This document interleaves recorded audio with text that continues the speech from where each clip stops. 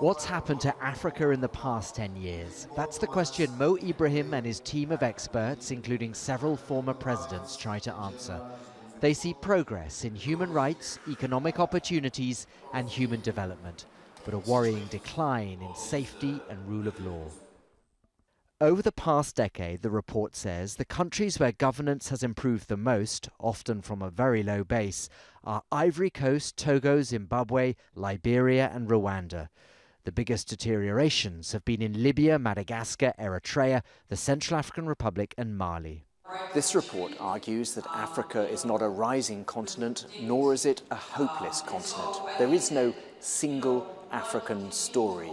A majority see a slight improvement in living standards, but there are many failures and setbacks along the way. Like in Central Africa, from contested elections in Gabon to misery and massacres in South Sudan, but notable disasters can obscure less dramatic long-term trends. Nearly 70% of the people living on the continent of Africa are living in countries where actually there's been an improvement in the governance, but overall in the 10 years, the overall governance indicator has only gone up by 1%. So for me, I want to see faster progress.